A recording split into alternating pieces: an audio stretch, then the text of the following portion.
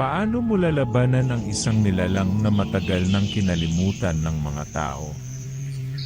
Paano kung ang halimaw ay hindi naghahanap ng laman, kundi ng mga kaluluwang naiwan ng kanyang lahi? Paano kung sa gitna ng katahimikan ng gubat, may tinig na nagbubulong ng iyong pangalan? Sa pusod ng banga, aklan, may matandang nilalang na nag-iisa sa dilim. Ang aswang kalibunan. At sa bawat itim na sisiw na kanyang iniingatan, isang kaluluwang tao ang hindi na kailanman makababalik. Bago natin simulan ang kwento, huwag kalimutang i-like, share, at mag-subscribe upang suportahan ang channel. Ang aswang kalibunan. Isang alamat mula sa banga, aklan. Sa paanan ng bundok sa bayan ng Banga, Aklan, may lugar na tinatawag ng mga matatanda na kalibunan. Hindi ito simpleng kagubatan. Dito raw nananahan ang mga nilalang na matagal nang tinakwil ng sarili nilang lahi. Tuwing gabi, may naririnig na tila mga iyak ng sisiw mula sa ilalim ng lupa. At mga aninong kumikilos sa pagitan ng mga puno. Ayon kay Lola Sean, tagapag-ingat ng mga lumang kwento, ang kalibunan ay hindi lang gubat. Isa itong libingan ng mga aswang na piniling mag-isa. Pinakamalakas sa kanila ang tinatawag na aswang kalibunan. Sabi nila, ito ay isang matandang kuba. Mahina sa anyo, ngunit malakas sa kapangyarihan, at kapag nakarinig ka ng tunog ng sisiw sa gabi. Ibig sabihin, may kaluluwa itong inaangkin. Isang umaga, naglaho si Mang Ruben, ang magsasakang madalas maghakot ng niyog sa paanan ng kalibunan. Ang natira lang sa kanyang bakuran ay ang kanyang banig. Nabasa sa hamog at mga bakas ng paa papunta sa gubat. Siguro kinain ng baboy damo, sabi ng ilan.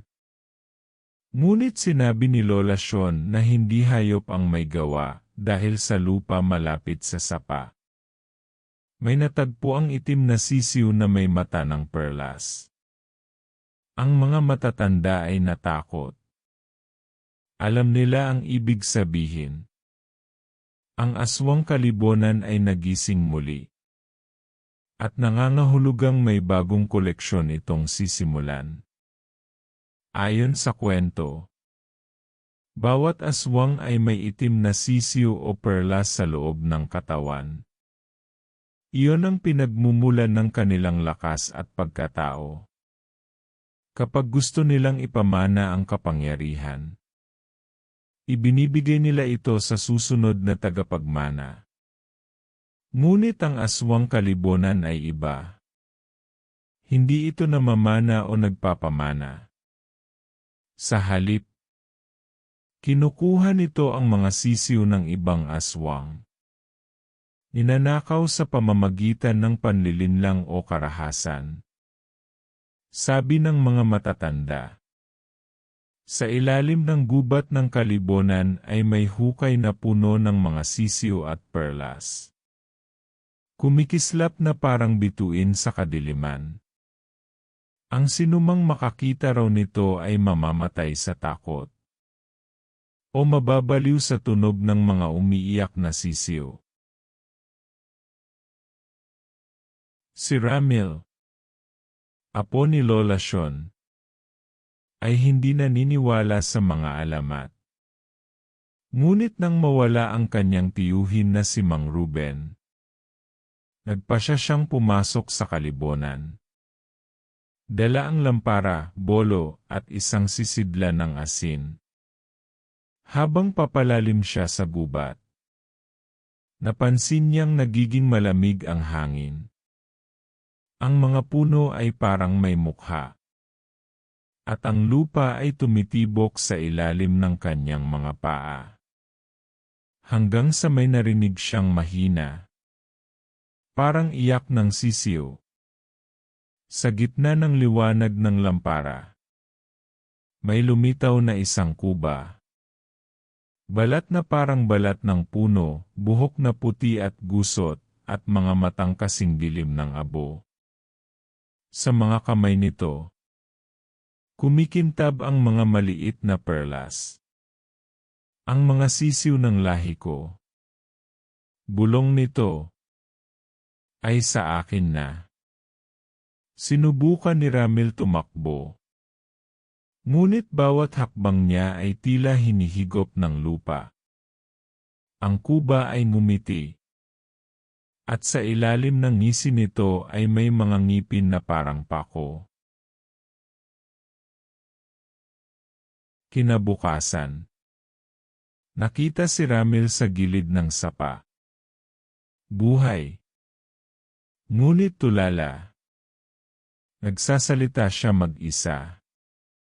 Paulit-ulit. Ang mga sisiw ay umiiyak.